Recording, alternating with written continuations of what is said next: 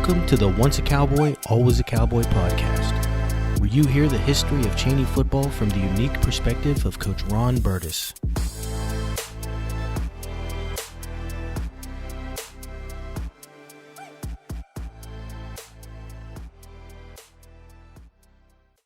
(1987), you take over for Ed Matey, and one thing that I read that I thought was really interesting was he spent his whole career at Chaney High School. He played there, went and played at YSU, came back as a teacher, coach, then was just the athletic director.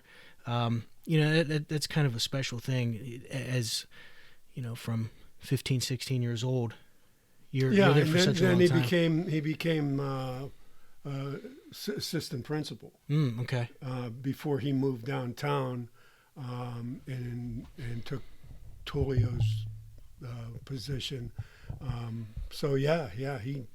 He spent an awful lot of his life at Chaney High School. Yeah.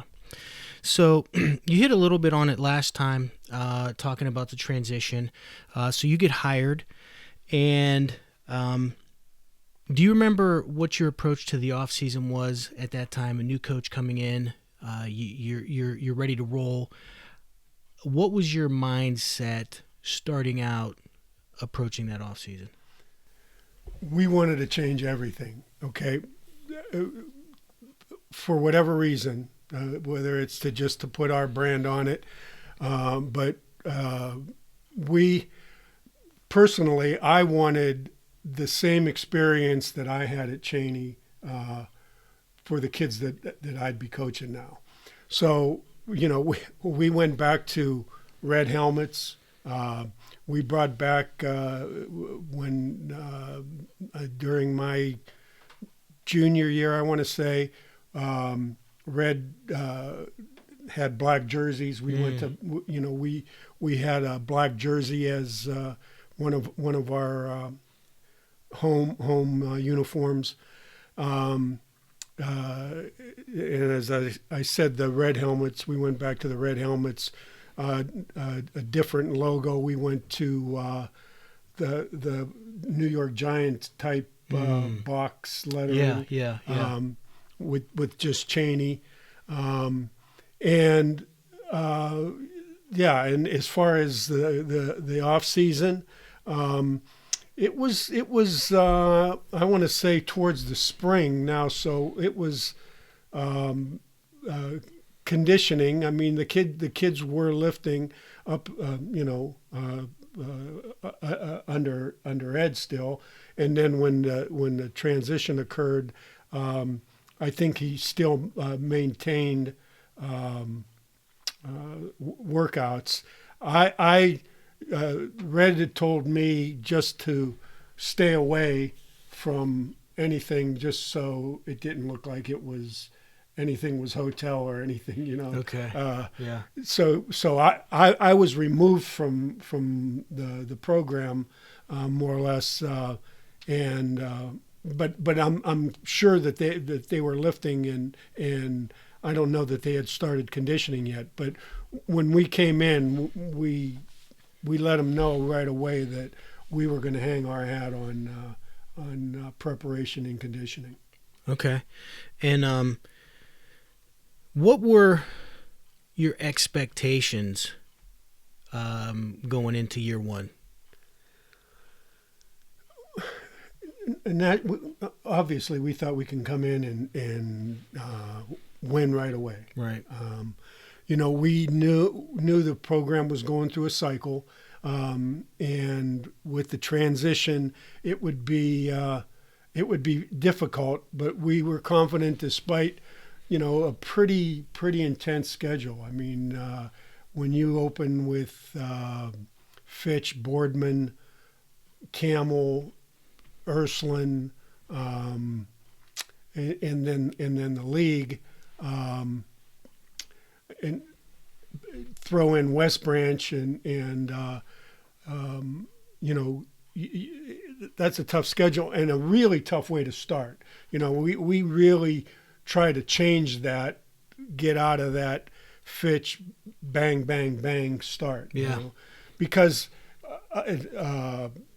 up until a number of years, we'd always start the year thinking, if we can get 2 out of our first 3, we'd be ready for a pretty good year.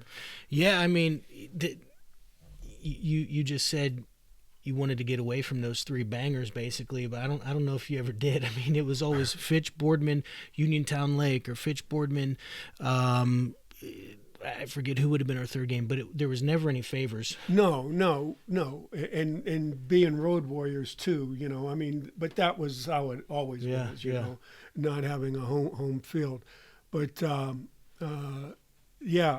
know, we did after the first couple of years, maybe the first 3 years, drop Ursuline and Mooney, and that really helped. But like you said, we pick up Uniontown Lake or somebody out of the area. That was always a tough get. For sure. So you start 1987, going back and looking through the West Side Saga like we have. You know, we counted 50 players, I think, which is a good solid number. 5 coaches. Can you talk a little bit about the start of the season, some of those players, some of those coaches as you go into year 1 of your first season? Yeah, we were ramped up, and the kids were ramped up. We had a quarterback coming up, Danny Turek, that we were real high on. I mean, we thought that he'd be a good leader and quarterback for us, and staff in place. You know, at that time, I think I've mentioned that we had your Uncle Red and Mike Dobrin, and Tim O'Malley. Nick Ewanook helped. We were getting guys that played at Chaney, okay, and they were knocking on the door. There were some people that you know wanted to get in, and you know we were excited to have them. They did a phenomenal job. And Mick was right out of high school, and Alan Mikovich, and he jumped in as running the scout team, type of volunteer type thing. So as I said, we were gunned up. We were excited. I mean, we were putting things in, part of our own, part of things that Ed did, and part of things that Red did, and trying to mesh all that and put our own stamp on it. I can recall, you know, scrimmaging, not actively scrimmaging physically, but doing some drills where we were involved, you know, playing Roger Dodger, and that type of thing with the kids. How old were you at that time? I was 35. Okay.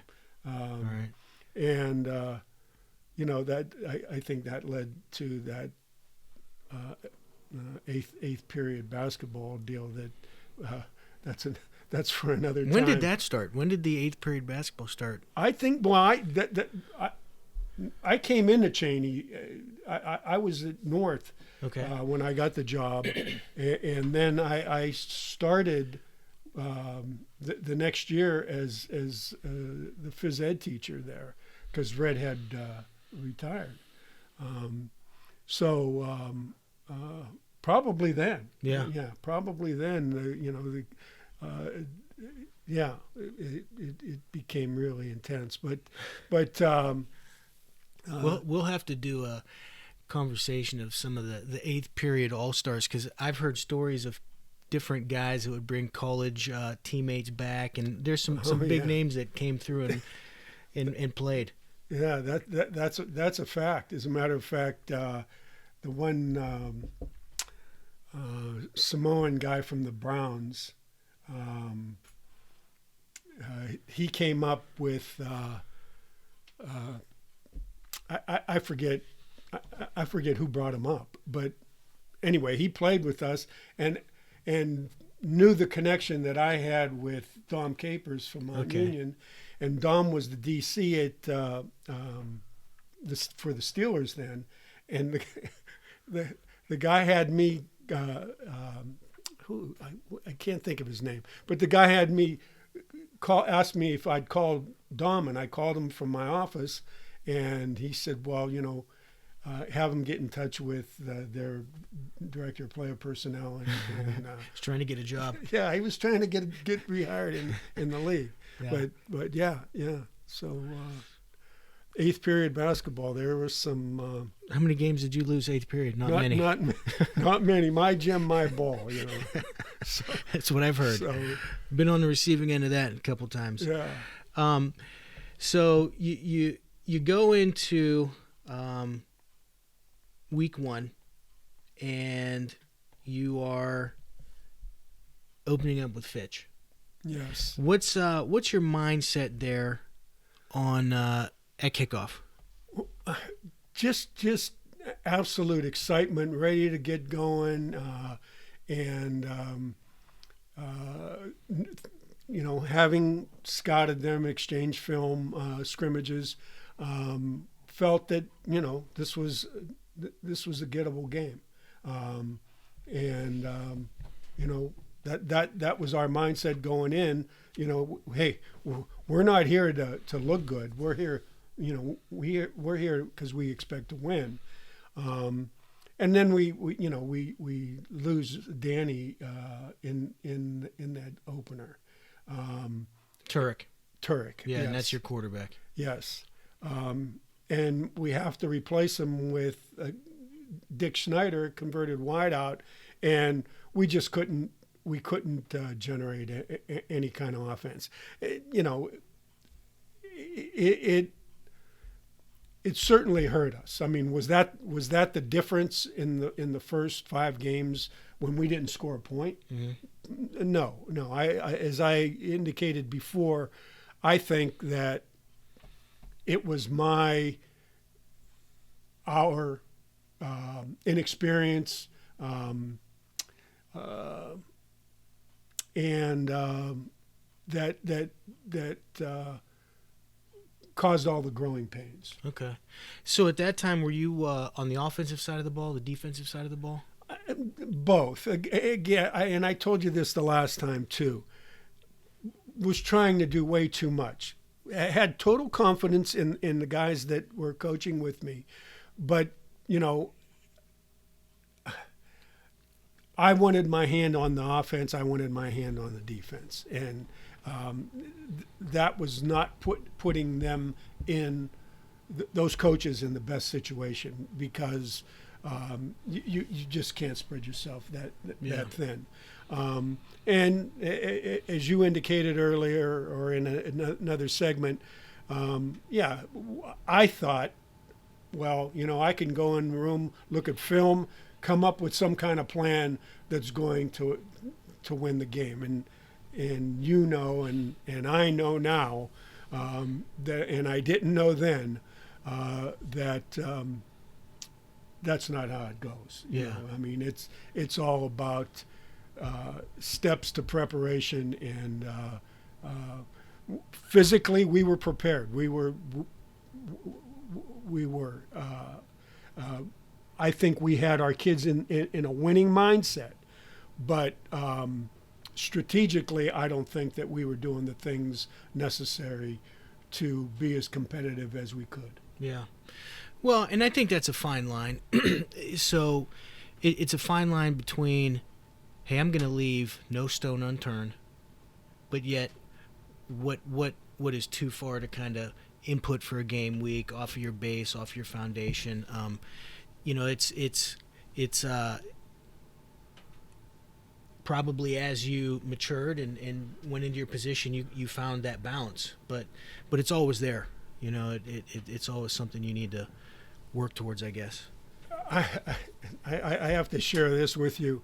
I can recall going into the Steubenville game, and this might even been '88.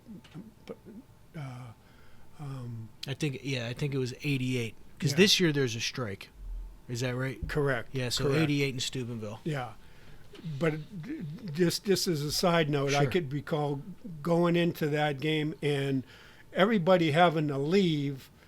Joe Lutzy used to come around and help out on game night in the box, and on Sundays, we would meet.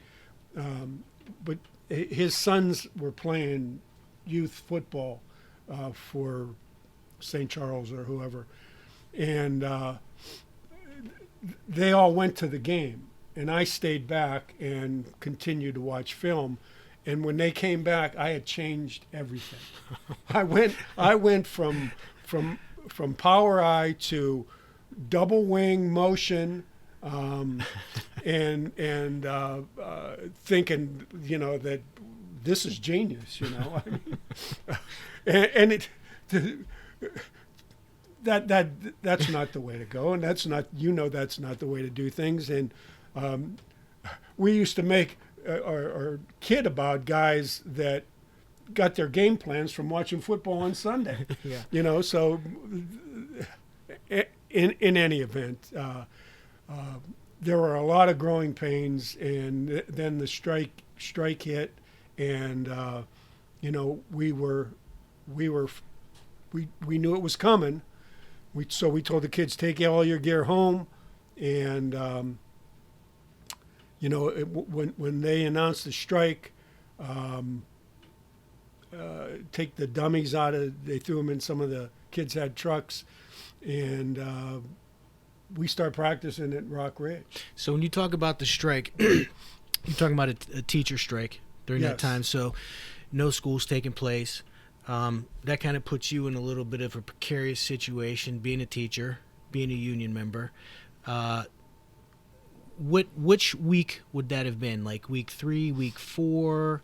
Because you go to Boardman and then you end up playing Wilson, and it says that there's like a 2-week layoff. So I'd assume it'd be around that time. Yes, because we came back and played on a Sunday. Yeah, right. Played Wilson on a Sunday.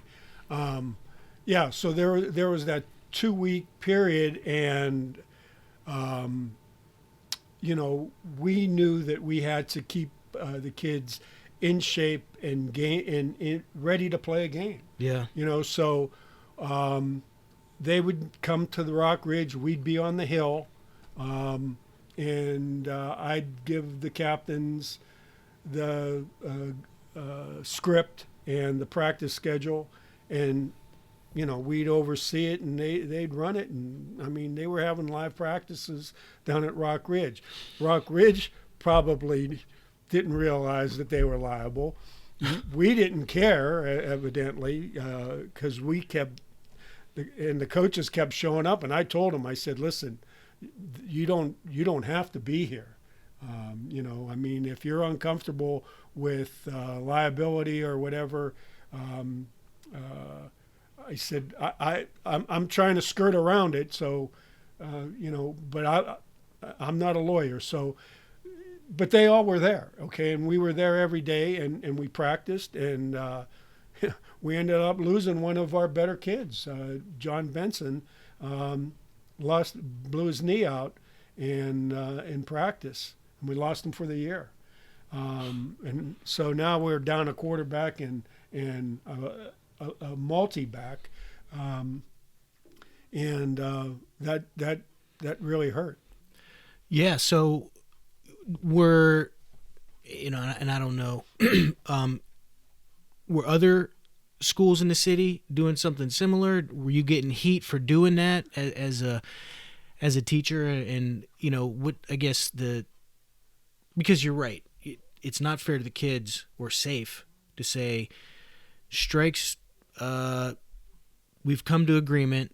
Hey, you get to play. It's Wednesday. You got to play a game on Friday. That's not safe. Yeah, I think other schools were doing it. They were practicing, maybe not in gear. And and I don't think the coaches were around. Okay. Because there were a number of coaches that were yipping that, Chaney's more or less crossing the line,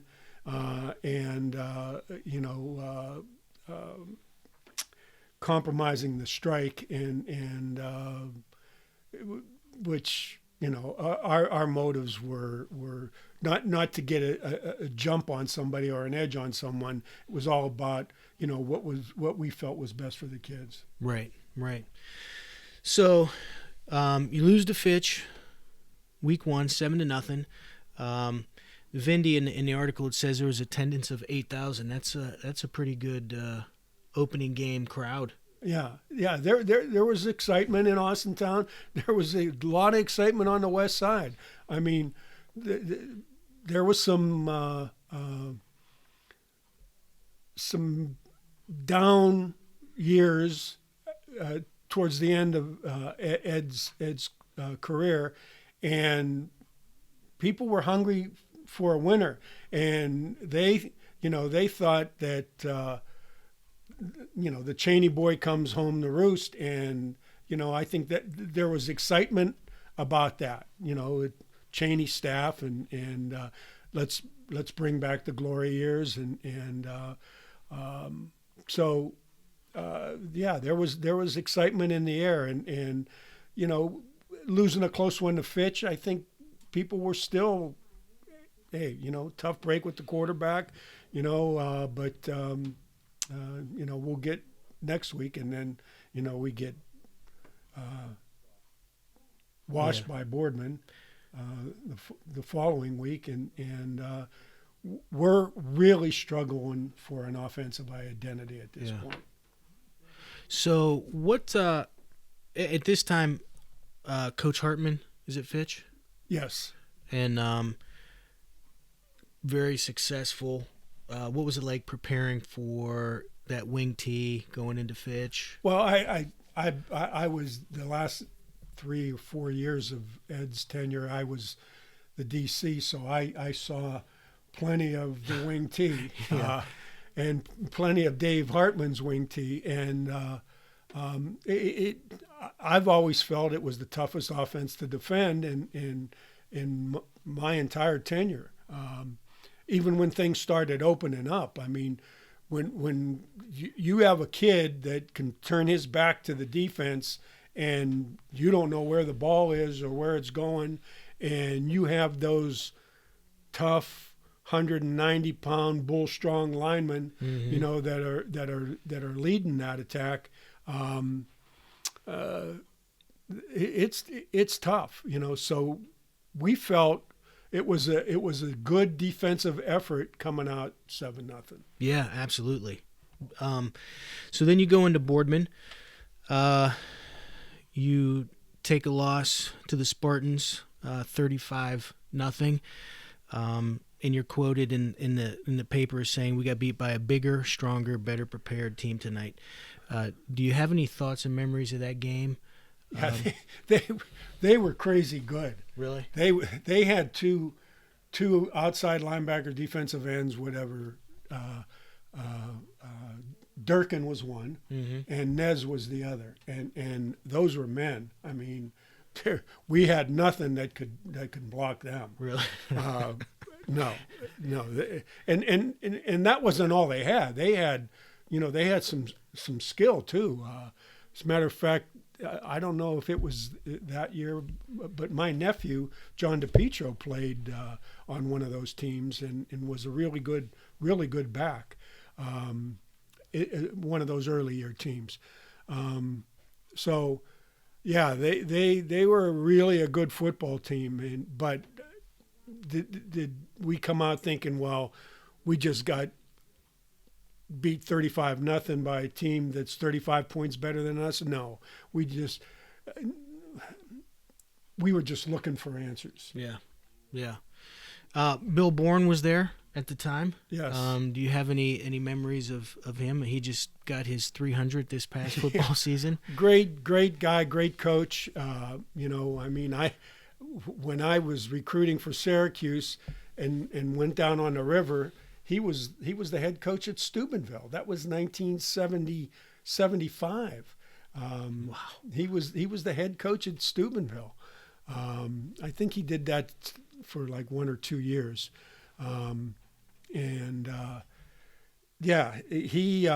We had some battles while he was at Boardman, and we eventually got it to a point where we took a knee rather than go in and put another touchdown in the game. Yeah. So I mean, that's what we were after. But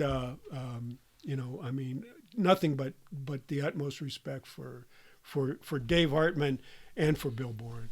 Yeah, those are two legendary guys that you've many years going up against them. Week 1, week 2. You better be ready, right? Yes.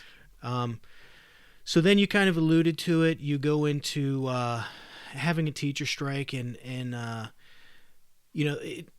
it's tough. You lose the first one, you lose the second one. You have a strike. That's a lot of adversity in year 1 to weather. How did you navigate that? Well, we not probably, more than likely, it was because of that we were able to weather that because of people like some of the seniors that we had, Joe Borak, Brian Frank, Todd Thorne,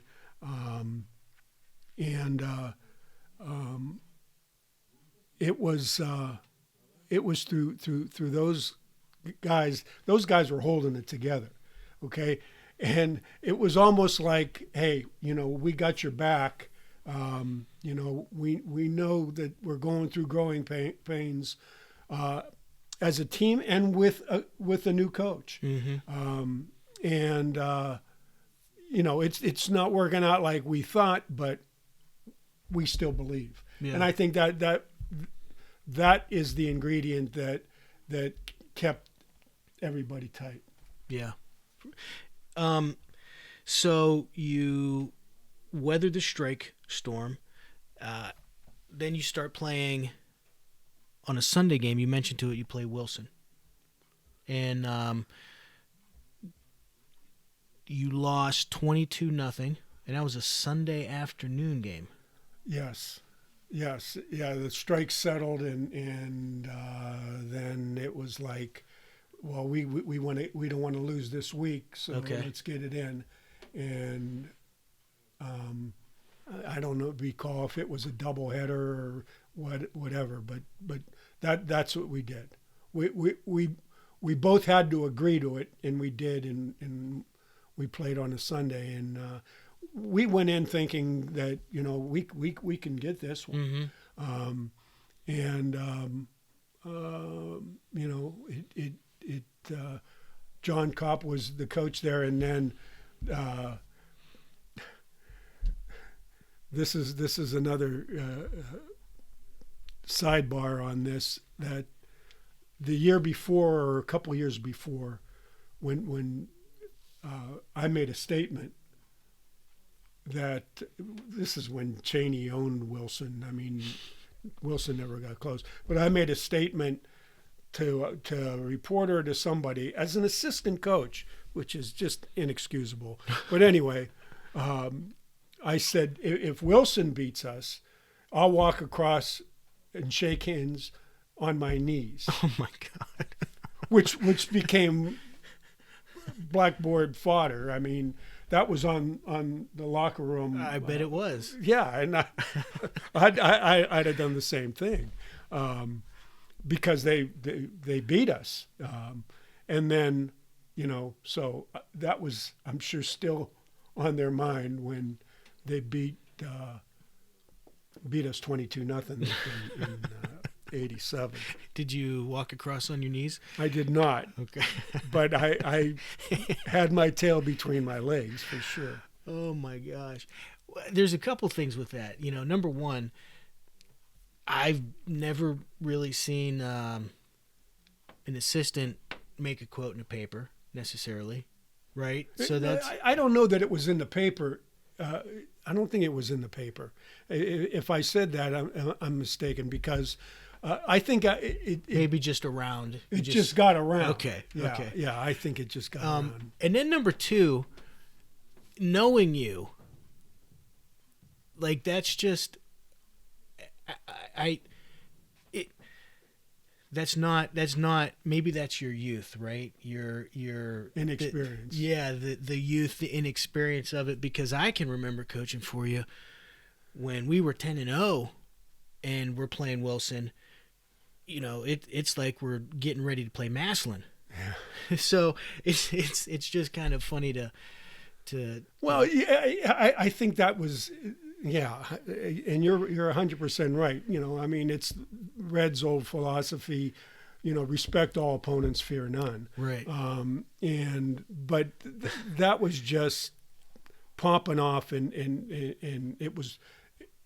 There's no other explanation for it other than stupidity. Yeah, yeah. I never heard that story. So right now you're 0-3. You've went through a strike. Now you go to Struthers, and you play the Wildcats. You lose to that team 28-0. Do you have any memory of? I think Zetz was the guy there at the time.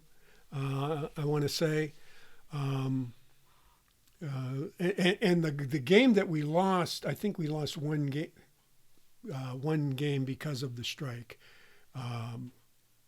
I think that was Hubbard. Okay. I think we had Hubbard, but Struthers was Zetz had them going. I mean, they were a good football team, and they were better than us. Yeah. They were a better program than we were. Now you kind of get into your second league game, lose to East, 7-0. And some of the things that I found, 2 scoring opportunities in the last 8 minutes, but East turns you away. 75 total yards and 6 first downs. So it seems like you're still struggling to find that identity offensively. Still struggling, yeah. and East had some athletes, and not that we didn't, but again, just better than us. Yeah. And you can't disguise the fact that offensively we were way over our head. Mm-hmm. We were in way over our head because because we didn't have a year to gel the guys. I'll blame it on the inexperience. I think it was that more than anything. Did you at that time? Were you what were you doing? Were you running the eye? Was it a mixed bag, doing different things? We were running eye and sprint out, and we started the year because what was in place, with Danny under center, running some veer. Okay. And mixing in some power with sprint out as far as throwing the ball. And then when we lost him, that kind of got rid of us in the veer. And we were doing a lot, like I said, more power stuff, off tackle, toss, and sprint out and trap. We were utilizing Del Baccio and Borak as 2 fullbacks, and both of them were pretty good. But again, offensively, there was just no identity. Yeah. Do you remember who was at East at the time? I want to say Bob Beal. Okay. Yeah, Herm wasn't there yet. Or no, wait a second. Herm had gone. Yeah, Herm was there during Ed's tenure. I don't think that I ever coached against Herm, other than as a defensive coordinator, Herm Jackson. and he had some really good success. I want to say Bob Beal or and there was another guy in back to back there that played at East. It was a pretty good back that I can't think of his name right now, but 1 or 2 years. But yeah, I mean, looking back, it's a game we probably should have had. Yeah, I mean, it seems as though, you know, you're getting a couple opportunities there now. It's just you're not finding a way to finish. Yes. You know, 0-5. If you're 5-0, you find a way to get it in. You know, you find a way to get that score at the end of the game. Just that philosophy. One thing I did read was the first mention of Matt Gilchrist, and it mentions him as a freshman playing defense. So this is kind of his first, at least what I saw, appearance in the media. Can you talk a little bit about that? Was he just on the defensive side? Did you start him slow? Did you start? Yeah, I started him slow. I mean, I asked him about coming up from ninth grade, and he was all gung ho about it. I know he could start in the back. We had a carryover from the year before, as far as a running back in Tyrone Reynolds, but Tyrone was a scat back. He was, you know, there wasn't a whole lot of them. I mean, he was a real slightly built kid, but a good player. I mean, he was a good player, had really good speed, but start splashing Mac in, and he emerges in the West Branch game. Yeah. So, and that's what we're going to talk about next. But you know, at kind of the halfway point, you're 0-5. How do you feel at this point of the year? You know how seasons go. I mean, at that point, you're thinking about the next game, okay, and the next opportunity to get a win or to get a score. You know, you know, that's where our energy and our mindset was, and holding the kids together, which, again, you got to lean on your seniors. And the seniors, you know, when the seniors are reinforcing you and telling you, you know, hey, hang in, you know, hang in with us. And I said, hey, I'm not going anywhere. You know, you guys keep believing.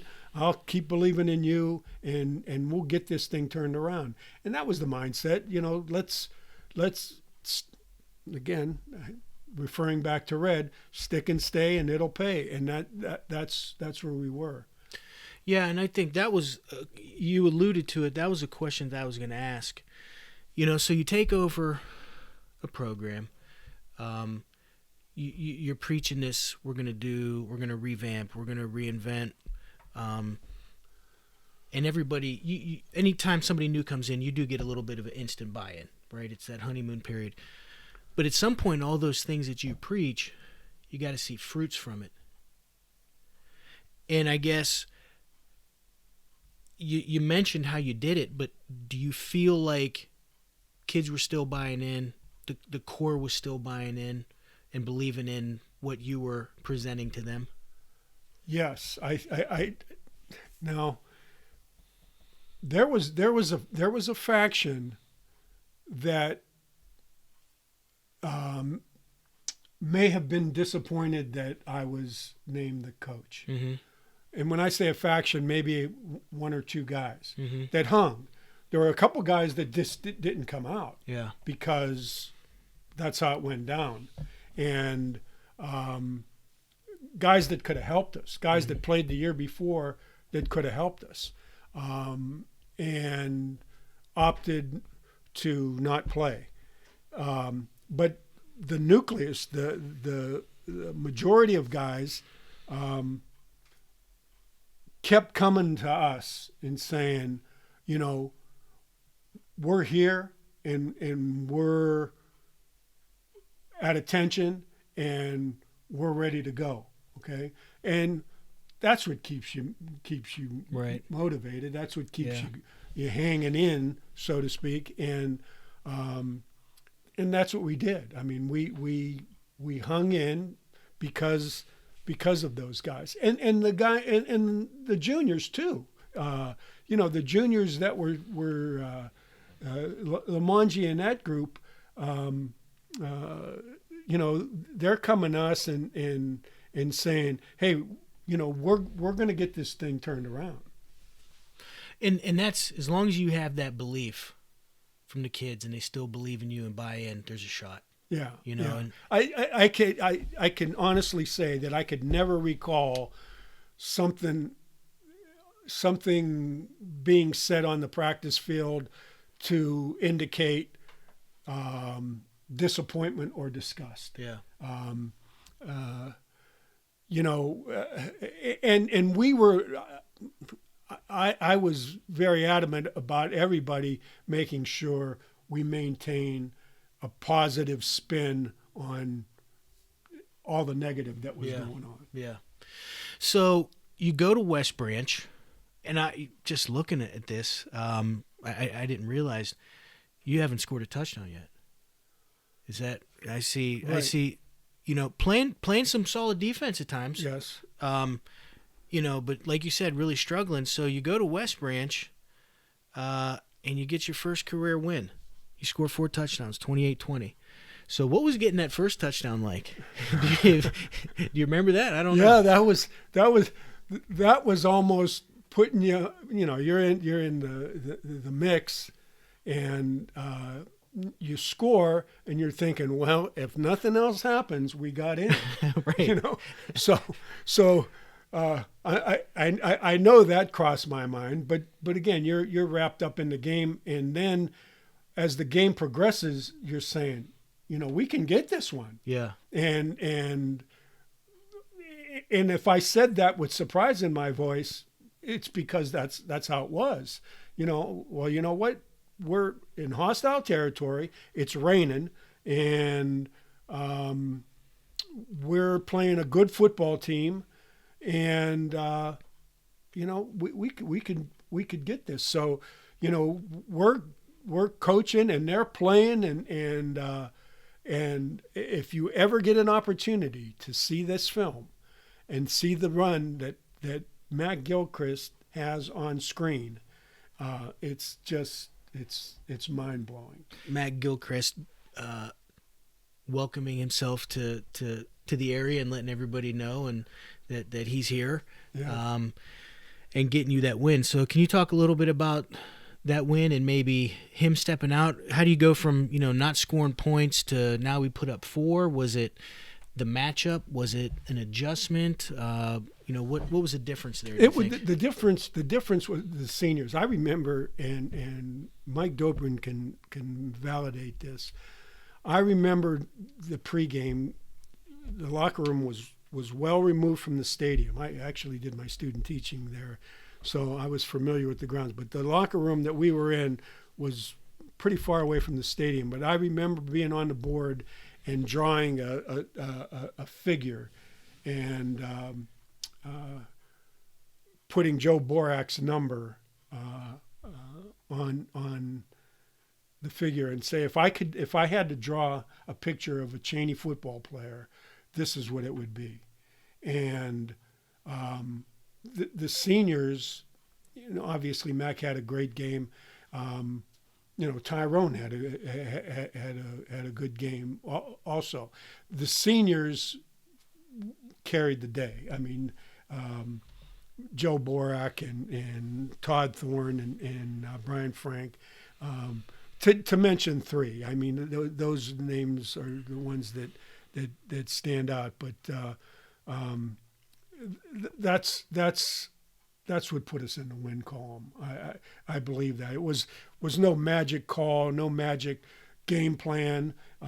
It was just effort by the seniors, because they took the field 0-5, never being in the end zone, believing that they were going to win the football game. Yeah. That's that that is kind of a testament to you and the coaching staff and those kids, right? Just the belief in each other to be in that position.